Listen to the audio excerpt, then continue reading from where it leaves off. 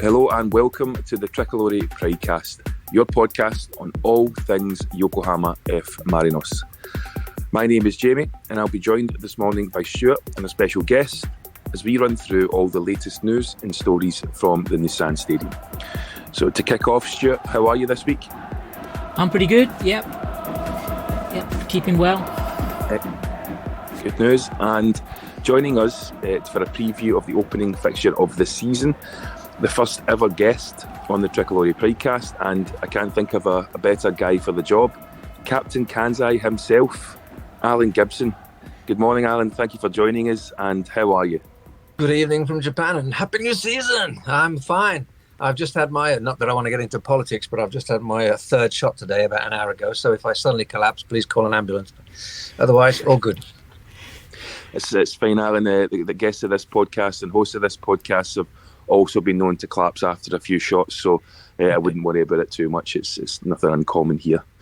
You're joining us this morning, Alan, to discuss next week's game against Cerezo Osaka, and I think you've picked a belter of a show to join us for, because our normal structure is to try and run through news from the week, but as part of a group chat in the run up to this week's podcast, we've discovered that there is pretty much no news from the Nissan Stadium this week, other than the team having their team photograph taken.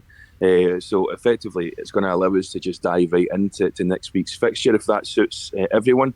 Is there anything, Stuart, you'd like to mention if it's taken place over the past week, or are we all clear just to dive in?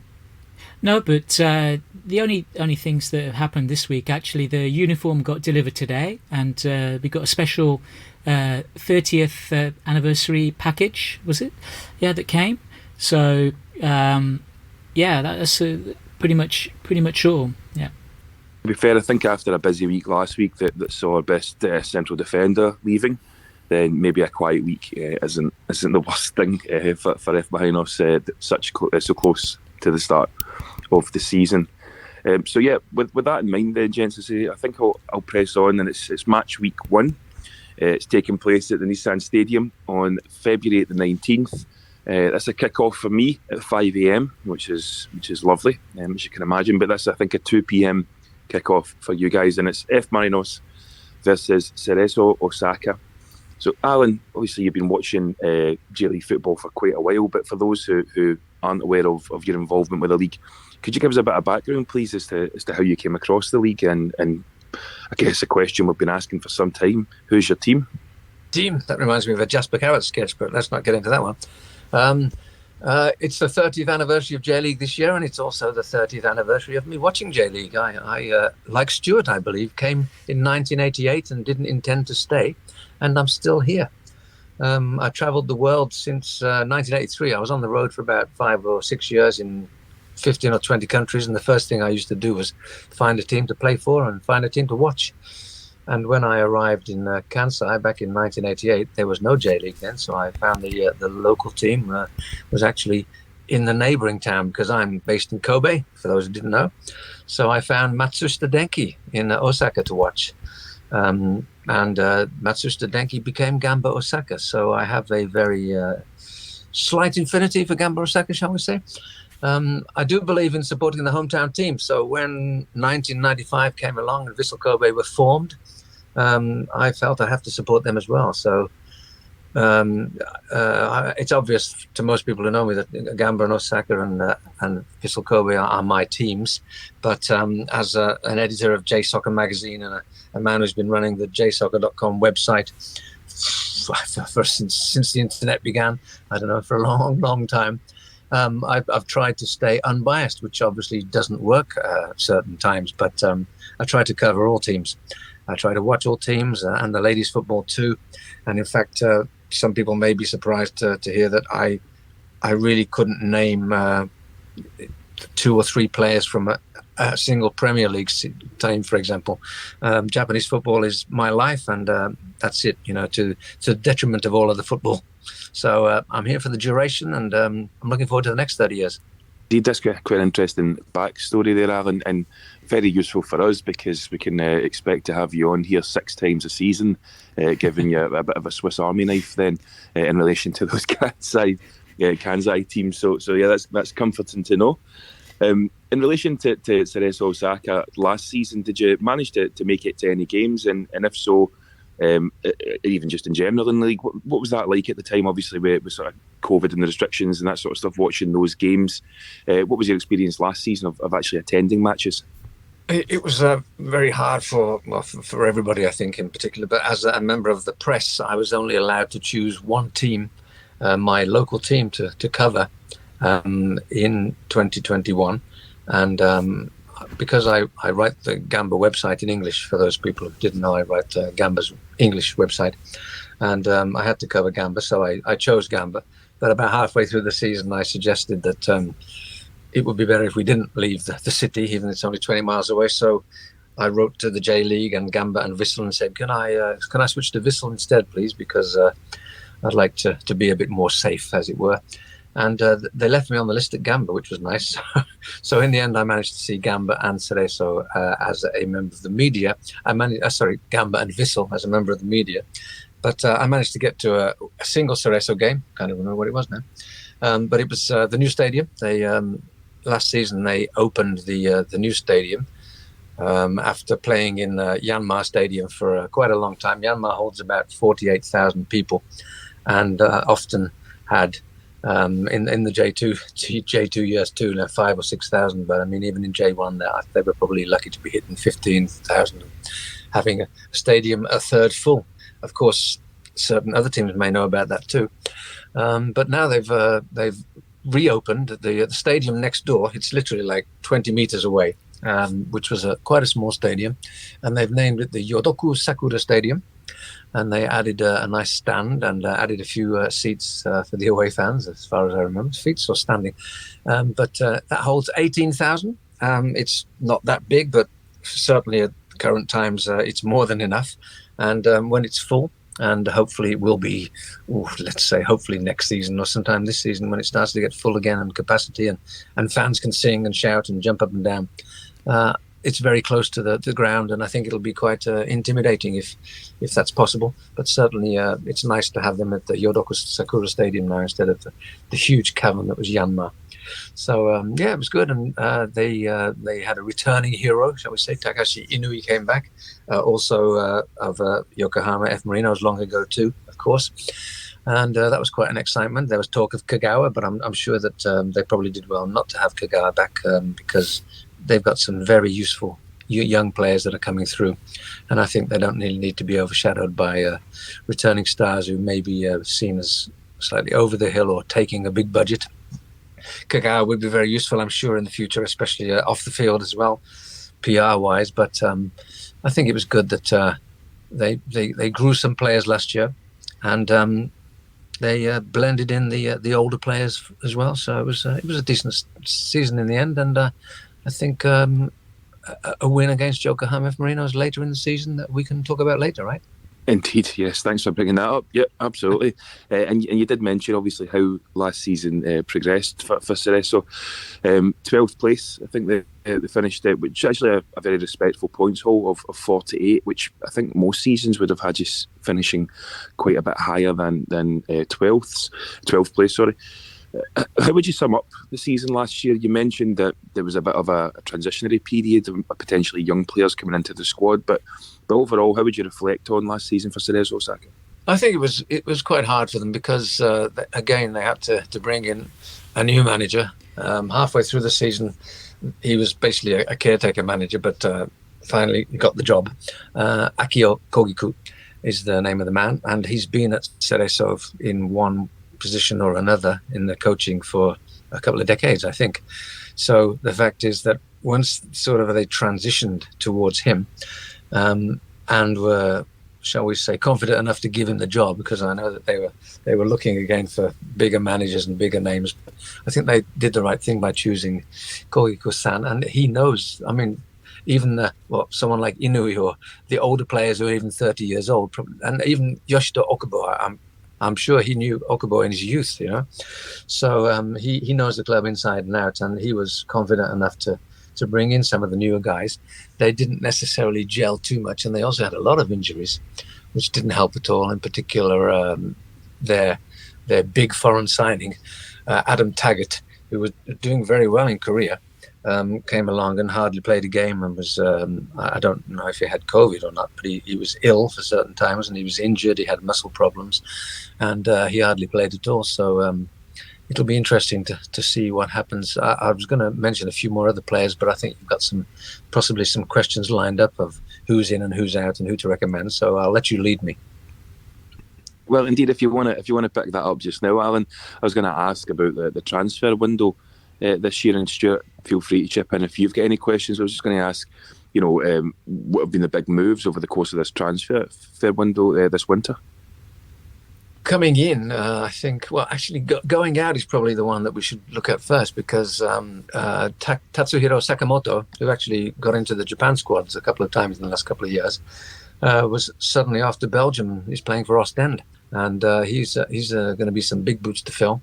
And they have actually signed a foreign player, but I think Jean-Patrick, who was playing at Santa Clara in Portugal, which does have some Japanese connections, but he will not be ready. I mean, there's restrictions on visas and COVID problems, so I'm not sure he'll be even in the country in the next 2 or 3 weeks. He's certainly not playing next week, so hardly worth a mention. But apparently he's a very decent winger, which is exactly what Sakamoto was.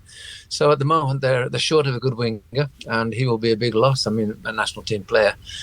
He's big enough loss as it is. And then they lost Ayumu Seku, centre-back, was growing nicely and had also made the Japan squads. And he's gone to Grasshopper. He wasn't even on loan. The Swiss club have signed him. I think they obviously have, some faith in him, because I believe it's quite a long contract, at least 3 years, and I heard even 5. But contracts in Japan, who knows what they are in until somebody confirms it. But losing basically the best central defender and the best midfield attacking forward is going to be hard to do. So. They also lost quite a decent fullback who went to another team. Who was that? Yuta Koike, who's actually signed for F. Marinos. I thought he was going to be quite a decent fullback. He was injured at the end of last season after he'd started to work his way into the team. And I think he's quite a decent pickup for you guys. I'm not sure if he's recovered yet. And I know you've got quite some decent fullbacks in there as well. So, but I'm surprised he was quite a loss. But going on to the players that have come in, I think one of the biggest things they've done is brought in a right back in Seiya Maikuma, who I think was close to ever present and an excellent player for Vivara Nagasaki last season in J2.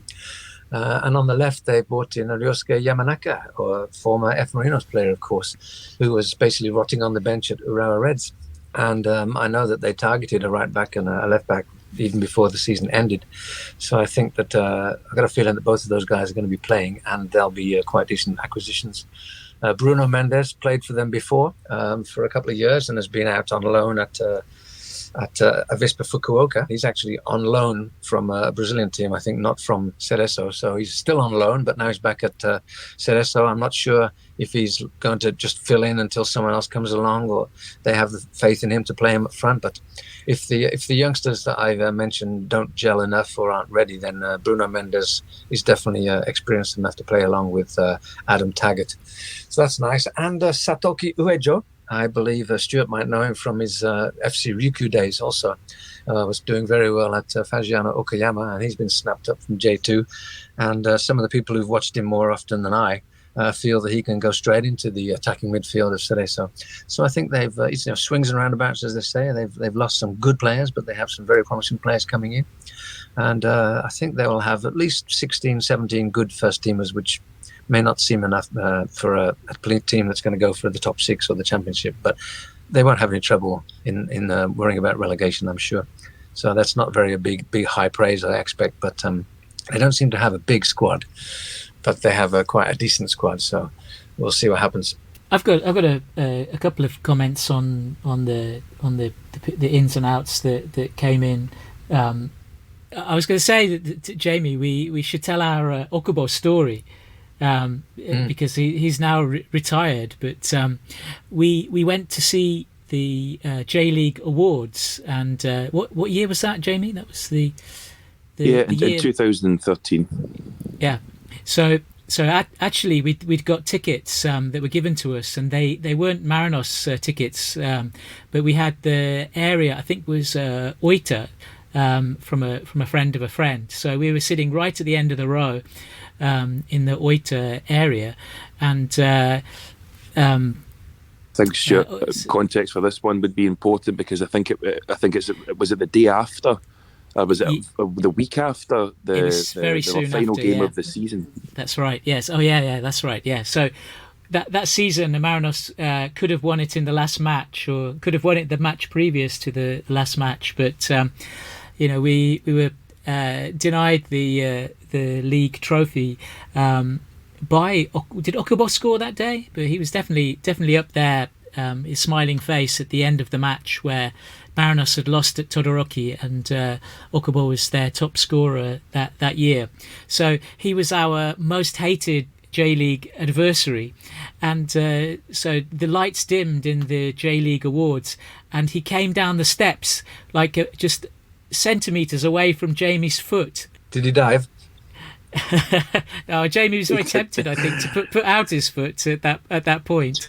But Stuart's making suggestions there that could end up with me in some legal trouble. Alan, my foot did not progress anywhere near him, and no VAR would counter that argument as well. But yes, I've got to say that I did feel a slight twitch in my left leg as he approached, and the problem was that he was just past us by the time that we saw him.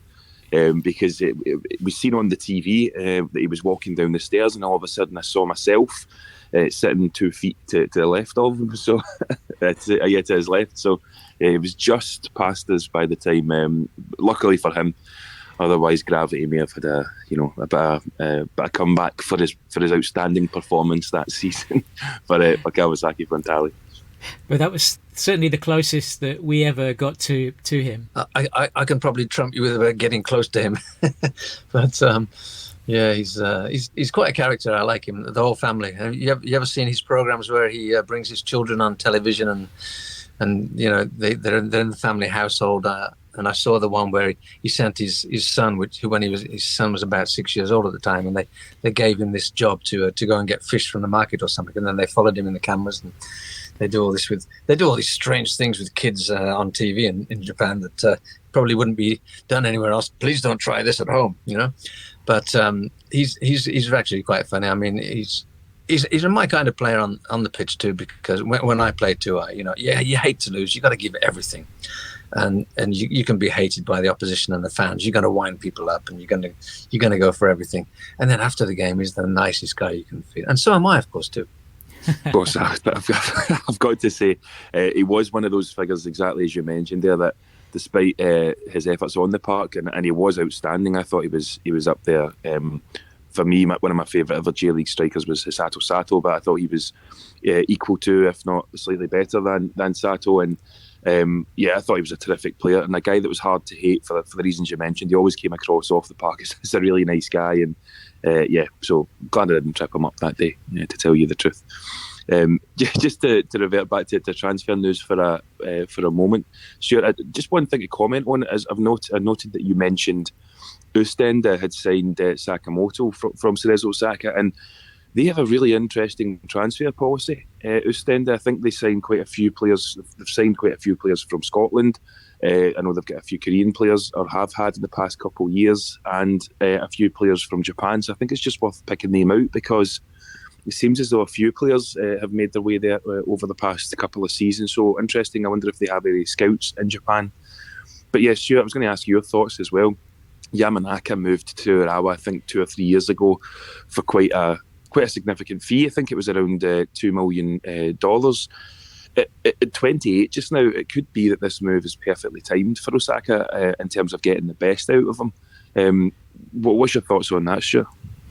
Yeah, he was really great for us. Like, I think everybody was sad to see him go, and he was really creative. And then, like, it kind of faded out, I think, in Urawa. But I don't think Urawa was the easiest team to go to when he actually went there, and he went there, I think, along with Martinez, and so there was always interest for us, watching the Urawa matches where he was playing. But I never saw him play as well as I saw him play in Marinos, which I thought was a little bit sad. So yeah, it would be great if he renewed his career and vitality with a new club. Also a little bit shame that he didn't make it in the new Urawa, who might possibly be a big threat this year. So do you think he's going to fit in well, Alan? Yeah, I think so. Hopefully for you, not until the week after next, though, right? Indeed, yes. Yeah. I think he'll be.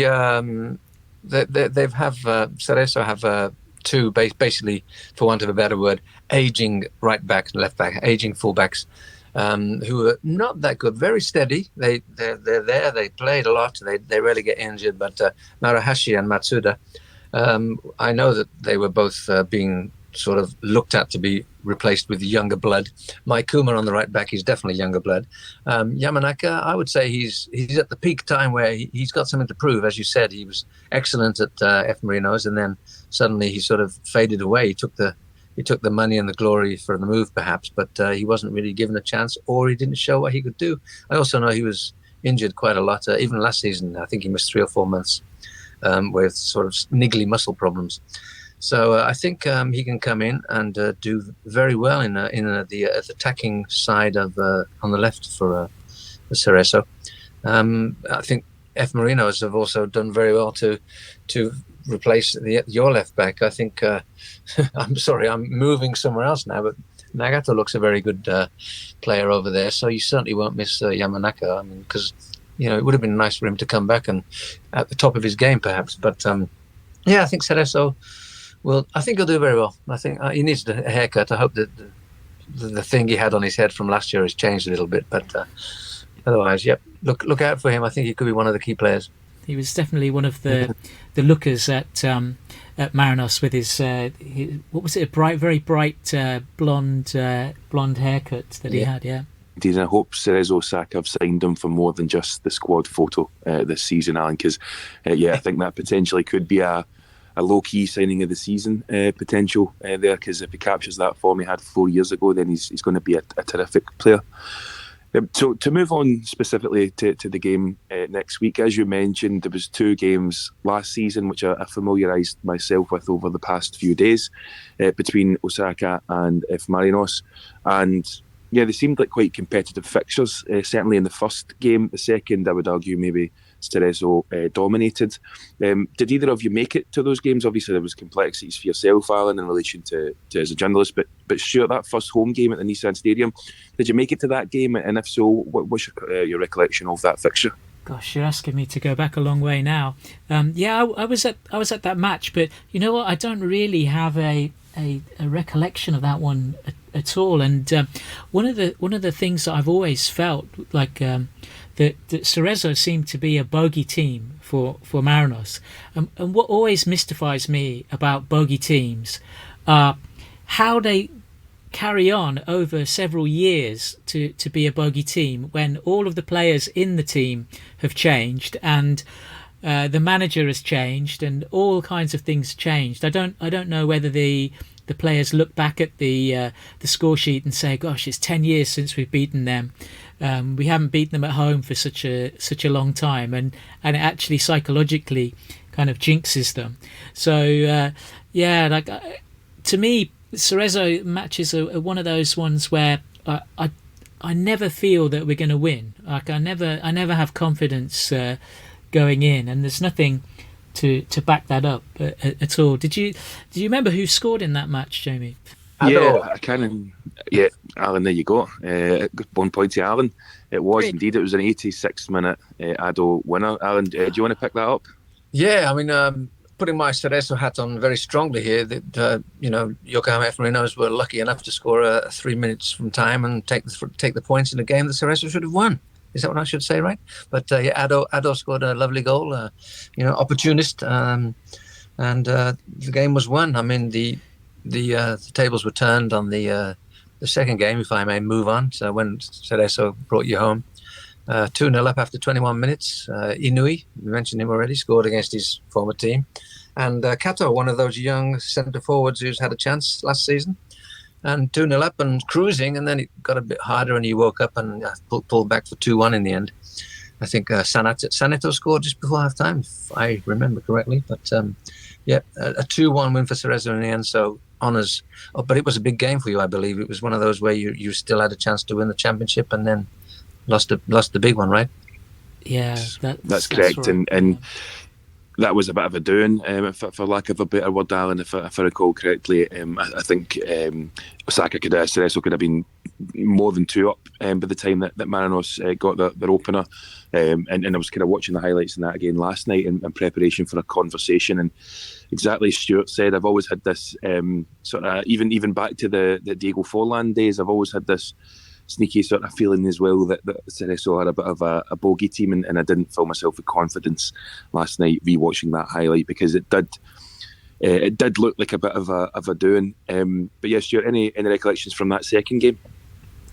Was that the match where Santos scored that fantastic goal? The header. Rather good. Yeah, he's not really like you would never think of him as a goal scorer, and he didn't come on that many times, but he's really kind of reliable player, like somebody who surprised me that he was so good. So, and he just kind of looked just so cool, like as if nothing had happened when he scored that goal. Yeah, a bit like Matsubara, 5-yarder, and from nowhere, right? But I think Saneto's a very decent covering centre back, for want of a better word. He's come on. He doesn't let people down when he comes on, right? And he's one of those players that a team needs as a guy who doesn't expect to play, but he's doing his job. He's doing his training. He's getting paid reasonably well, I presume, and giving his all for the team. And when he does come on, he's ready. And he's there's quite a few of those. Mizunuma is another one, of course. So you've got some. You've got a lot more depth than Cerezo, and quite a few teams, I think, actually there. Yeah, and to look on the bright side of things as well, Alan, the second, I think it was, the first maybe Inui goal, was a shot where he cut inside and fired a low, hard shot towards the goal, which was deflected in by that hopeless big Brazilian central defender we had, Thiago Martins. So It's actually potentially a good thing. Just to look on the bright side, he's not going to be here to throw goals into the net again going forward. So maybe it's not the worst thing, Clutching the straws. Move on. Indeed, clutching at straws. Alan, I've got a controversial kind of a statement or a theory. Okay, so do you feel that Cerezo are marketed towards women as a team? Because I always think that the pink uniform and other factors, like their whole kind of marketing is to bring in the lady fans. Would you say that's true? Yes, I was going to sort of bring it up when we mentioned earlier about Yamanaka's hair, etc., whatever. Because I don't know if you know, but they had quite a big thing where they called the lady fans of Cerezo, right? Which and they made quite a big thing of it. And at the time, there was Kagawa Inui. This was the original time, about 10 years ago. A lot of the players had dyed hair, and it was almost a thing where they'd be putting out calendars, with players having slightly less clothes on than they should have, and like beautiful hairstyles, and it was quite a big thing that I think. And for those people listening who don't know that the Japanese football in general it's often seen. I mean, around 50%. Last time I saw a survey was done, pre-COVID, of course, around 50%. I think 52% was one of the highest, and 46% was the lowest. But 50% of the fans at Japanese football games are women who come in twos or threes or even singly, or with their boyfriends and husbands. And when I think about, the time I'll go to a Premier League game or a game in somewhere else in the world where I go along, and it's hard to spot a woman unless she's with a guy who's dragged her along and forced a pie down her throat and said, "Watch the game, love." But in Japan, it's like, half of the crowd is women, and it's a wonderful thing. And Cerezo were one of the teams that really made the most of that, I think. Yes, I think so too. And that's one of the kind of the characteristics of the J.League, that it's very, very family friendly. And I think also, like looking at Marinos too, that there's quite a lot of say marketing and a lot of attention to make it friendly for ladies to go along to the match, even more so than some other clubs. So my controversial statement is that I think that Marinos have a kind of a criteria where the player has to look good, and I've never seen an ugly player at Marinos, and I think that might be true also for Cerezo. So they may actually be cutting down on their selection of players by only having attractive players. What do you think about that? I can goalkeeper who played for F. Marinos long ago, who was probably not that attractive. Am I allowed to say he's in a motor going to be? Well, that's okay. Yeah, there you go. But he was a homegrown player, wasn't he? Yeah. So homegrown, and I think the coach had been punching him in the face. Stuart, this is a tough one here because it's yourself that edits this podcast. Otherwise, I would have thrown in the X-Files theme music when you were going through that conspiracy theory there that we're only signing attractive players to attract a certain demographic of supporter. So I completely ask you just to edit that in yourself. That would be much appreciated. But yes, maybe for the interests of for those listening, we should press on to next week's fixture specifically. And although I would be interested to see the demographic breakdown of the supporters for next week, I hope it's. I don't think are there any travelling fans allowed to the games at this point. I don't know what restrictions have changed since the end of the last season. Are you both aware? Are there any restrictions from away fans travelling? I'm not sure.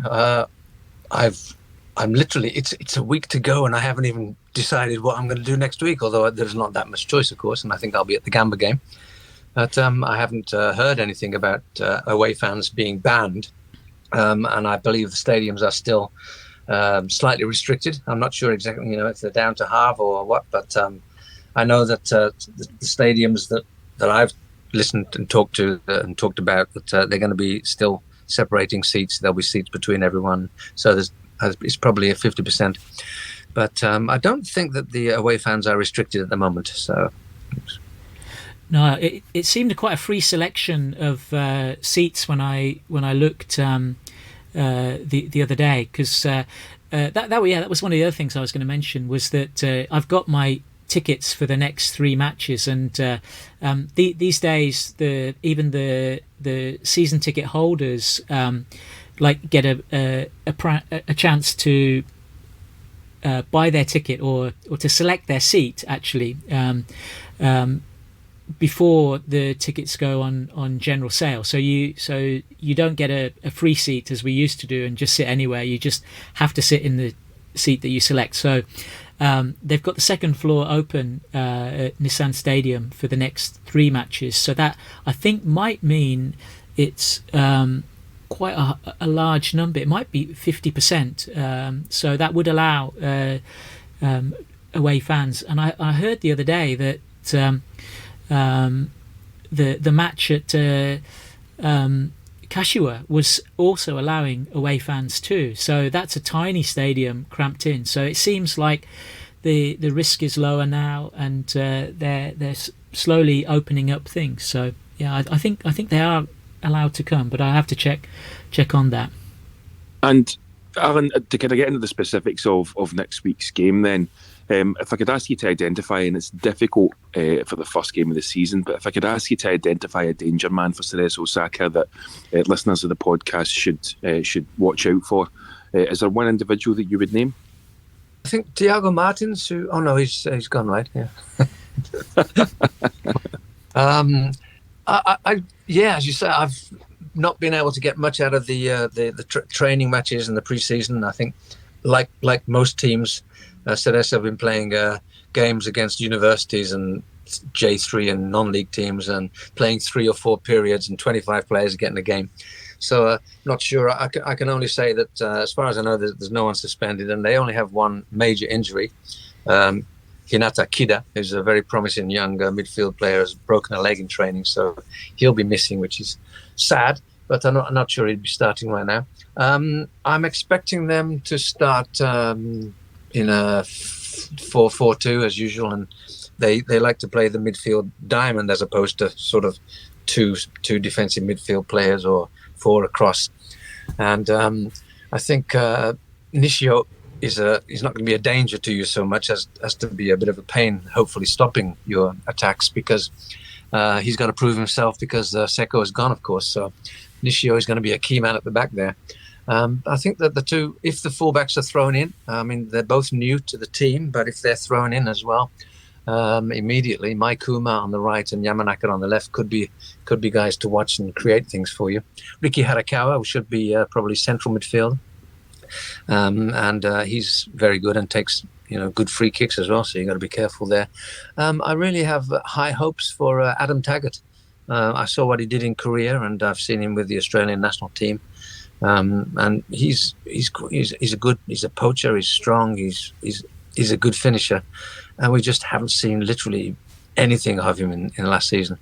So if he's fit, and I'm told he is, whether he's match fit is another thing. I don't know, but if he gets a start, I think he might be given your makeshift centre backs. Eduardo, you can't really call him a makeshift centre back, can you? But I think Taggart, I would say, I'm hoping that Taggart is the man to watch, but I feel it will be more of a frustrating day as you guys throw the men forward and get soaked up by quite a decent defence, I hope. Yeah, well, I think this is it's always a challenge asking guests to make a prediction for the first game of the season, for the reasons you've outlined, that you don't get that traditional pre-season. In Japan, you'll see a lot of, especially at the moment, university teams and sort of strange fixtures on the training field with multiple halves or thirds. But yeah, it's going to be interesting to see how, if Marinos line up, and bearing in mind as well, you mentioned that throwing players forward. We're in a similar situation where we don't know how Kevin Muscat is going to impact the style of play, and will we be as attacking, or with a full pre-season and a full training camp under his belt, is he more likely to pull the players back of it and look at playing a more sort of traditional style? So yeah, I think we'll see a lot of questions answered next Saturday, but I'm not sure if we'll be quite as gung-ho as we've been in the past under Ange. Maybe that's to the benefit of Cerezo. Stuart, can I ask for your own thoughts? What do you think? What do you suspect who would be the danger man for F. Marinos next week? I guess I should ask you the same question. Wow, gosh, that's going to be something to see. Yeah, we don't really know what the lineup is going to look like. Who is the centre forward in of choice, Kevin's choice. We're really looking forward, I think, hopefully, for the revival of Marcos Jr. That would be something that we'd like to see, and Nakagawa coming back again if he's fit. Some of the younger players that have joined us would be that would be interesting to see if they were selected for the top team. But it really is up in the air. Like, especially, I always feel the first match of the season, I would say, okay, the first match of the season doesn't count because people are just kind of getting into the swing of things. But it's always nervy for us, the first match, and especially as we've mentioned there with Thiago just suddenly dropping out. It's quite a big job for Eduardo to fill, and hopefully he'll be okay. So, like, my prediction for this match, I think it could go either way. I'm going to ask you for one step further than that, Stuart, because I was going to finish off with predictions, but I'm not going to have a prediction of sitting on the fence go either way. I'm going to ask you to sit to a scoreline. What do you think it will be next week? I think it's going to be a 2-2 draw. Well, and I've got myself a score draw too, so we could be in agreement here. May I ask if you guys know if Hatanaka is fit and ready to go? Yes, I think he is. As far as I know, he's fit. Yeah.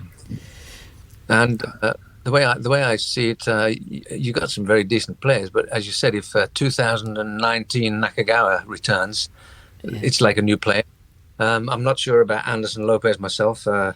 If he plays, will completely change the format of the team, and probably to the detriment of the speedy passing play that Ange did so well.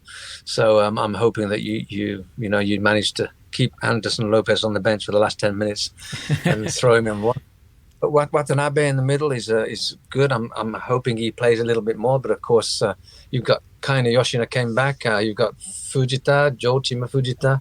I mean, I quite fancy Nagato, your left back, as I sort of hinted at earlier. I think he gets forward quite a bit, takes set pieces, and also I think he could be quite a key player this year. Yeah, I think it was a good pickup. Yeah, didn't do well at Kashima. I think after we mentioned before that he got COVID and then he didn't get back in the team. And I was going back to the sorry, rolling back again, but to Koike from Cerezo.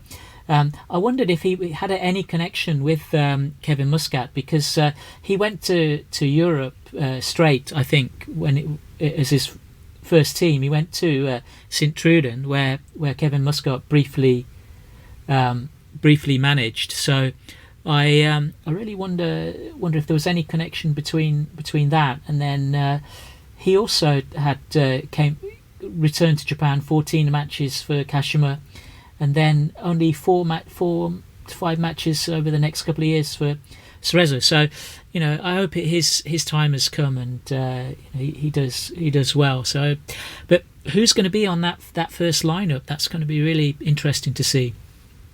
I really like Tomoki Iwata, and I think he can play as a centre back as well, which in case one of the boys did get, but right in that key midfield. I don't know how you feel about Kida. I believe he's the captain again this year, but he's a very decent player. But Iwata and Watanabe for me in that central midfield would be very nice for you guys.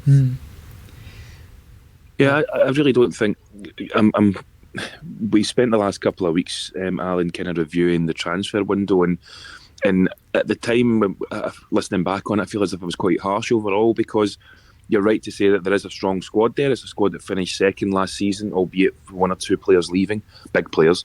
But it's a relatively strong squad, and I think the frustration for ourselves is that the club haven't sold their best striker, they've sold their best central defender, and it looks as if apart from Eduardo coming in so quickly, that they've gone for numbers over trying to replace those goals that we've lost in the team in the form of Maeda. So the frustration is, for myself, has been that instead of pushing for first, it looks as if potentially we're going to end up in that fight for ACL again, and when we're not looking to take that next step. But as you mentioned, there's a good few players, a good few experienced players now as well, which is important in that squad. And it's just going to be interesting to see who lines up next Saturday afternoon. Have we completely forgotten about Kabayama, and do you think he has a chance of getting in as well? Because started last season for a couple of years, played very well, and then he went off to Montedeo Yamagata, wasn't it? So it was 2021. Yeah, he came in, and I think he's got, as you'll know, he has all the attributes to come in and do well for Yokohama F. Marinos. He is rapid, pacey. He's very direct. He's fearless, as a lot of young guys tend to be when they first make their debut. I think it was fair to say that Ange held him to quite a high standard, which maybe prompted him to go out and try and find some game time elsewhere. But I still think he's still only 19 or 20 at this point. I still think that's quite young. It may be that this is his breakthrough season, but I wouldn't be surprised to see him get to the summer and then head out on loan again potentially. I'd love to see him break through, but I think that with Elber and a couple other players kind of holding up those wide positions, it could be quite tough for him to get some game time. Stuart, what's your thoughts? Yeah, I saw him play close up, and he was great. He had he had those, how do you say, Brazilian skills sometimes that J.League players, don't tend to have, and so he looked fantastic. And I was really sad to see him be loaned out. I would rather that he played and did his stint in Marinos. So I was really happy to see him come back, and yeah, as you say, I hope to see him do well this season. It could be really fantastic if he's on form, and it's always nice to have those players, in the squad, because who knows what the injuries will be in the year. No injuries this year, please. But that can really change a season, and somebody like him would be great to come in and fill in if anybody else wasn't able to play. Certainly covered in the goalkeeping department, I think, right, with Obi's back, and I really like Tagawa, under 20 national team, and I think he had a broken finger or something late last year. Not that he would have started anyway, but Takaoka especially. But Obi's back, and Tagawa, I mean, set for a heading goal, I think. Yeah, the return of the Jedi, as Obi would have it himself. He's taken to posting images of himself dressed up as Obi-Wan Kenobi on Instagram over the past few weeks, which is making Stuart extremely happy. I think it's fair to say. So yes, we're looking to see if Obi can get any game time.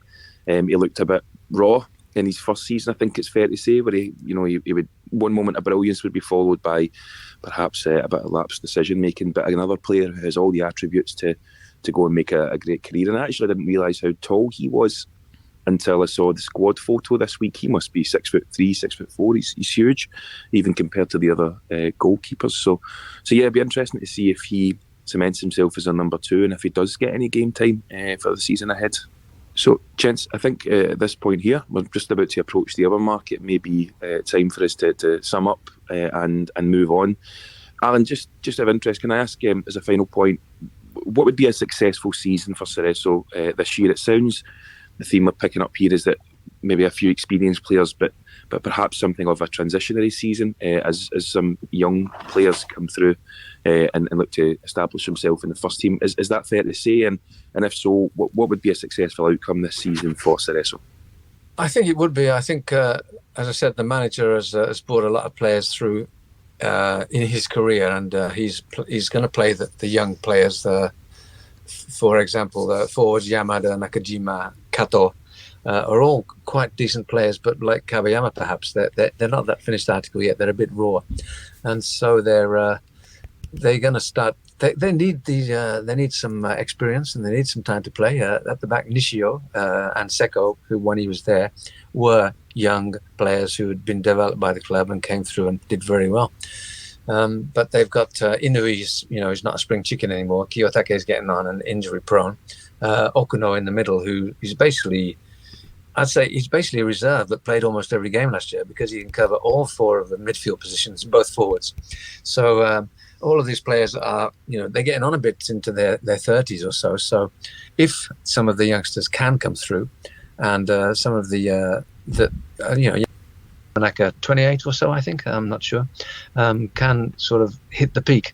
I think next year, as opposed to this year, will be the time that Cerezo could move on up into the top 6 or even better.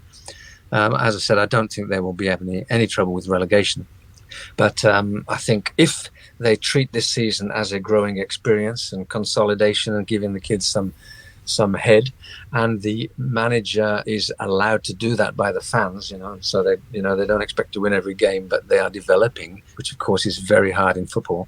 Perhaps in Japan the fans are a little more patient than overseas in certain other countries, and if it's understood that this year will be a growing process for Cerezo Osaka, they'll be happy to come in the top 10, perhaps the same as they are now, 10, 11, 12 of an 18 team J1, and then move on ahead for this year after. I mean, we can remember that they were in the ACL not so long ago, and they were doing okay. So I mean, I think it's a changing of the guard. The fact that they gave this the man behind the scenes for so long was given the top job, and their run. The president is Morishima, who is Mr. Cerezo Osaka. He played for the club since they started and played for 15 years or so, and for Japan, of course. So they have people that in the top that trust Kogiku, the manager, and if they allow him to play the kids and to develop the kids, as long as they get stuck in the relegation zone halfway through the season, I think they can grow big time. So this year, 12, 11, 10 perhaps, and next year hopefully much, much better. Well, thank you very much for that, Alan, and thank you for joining us today. It's always a pleasure to have a guest on the podcast to discuss other teams, but as I noted at the start of the call, can't think of a more fitting first guest than yourself, given how much of a pioneer you've been for the league over the years. So thank you very much for joining us to discuss Cerezo. I didn't realise I was the first guest. I would have been so nervous. But yeah, it's a pleasure. That if I may say, the J Talk podcast is spreading out and inspiring us to do things, and hopefully JSoccer magazine has inspired some people too. It's great that the pods, the multiple pods, are growing and growing, and the J-League is getting more exposure around the world now. It's a good thing. Indeed, and if the listeners want to follow you on Twitter or catch up, where would be the place to do so, Alan? Please do, at JSoccer magazine on Twitter. There's various Facebook groups. I think JSoccer.com is there, and JSoccer magazine, or just have a look around. And of course the website JSoccer.com, which was the original thing that this began long ago, was basically just to spread the word.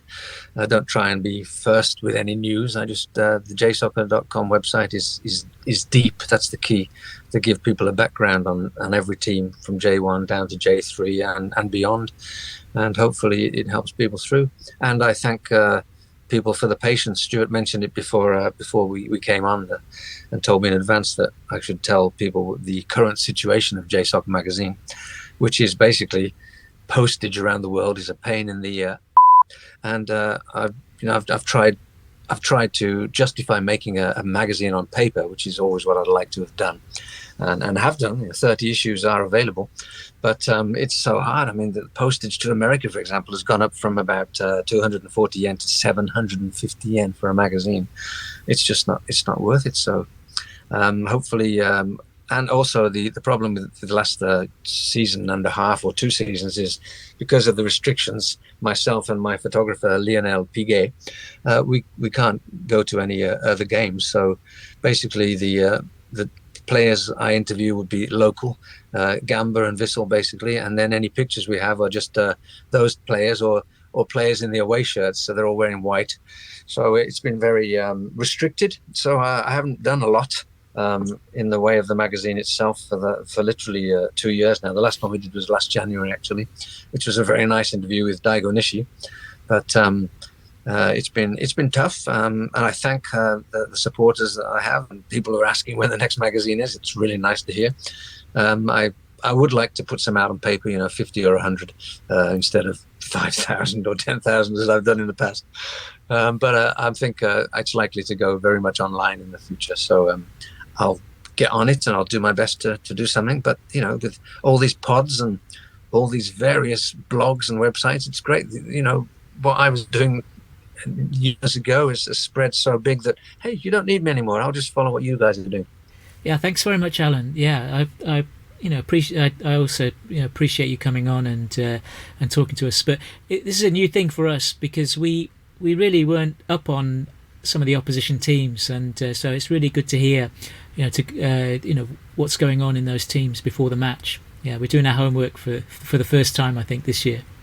And thank you, Jamie, too. Thank you for having me on, and just don't tell Kevin Muscat all these secrets that I've told you. And well, it's too late, Alan, because the audio file has been sent over to him already. So your press rights for Cerezo potentially could be revoked in the coming weeks when they focus on the fullbacks next week. But no, I jest, and I'll finish off and let you guys get back to your Saturday evening. Thank you very much, both again, for joining us, and thank you to everybody for listening. As always, you can catch up with us on Twitter at @fmarinos_EN News. Any questions or feedback, welcome through that forum. And in the meantime, I'll let you two get back on with your Saturday evening. So thanks very much for joining us, Fi.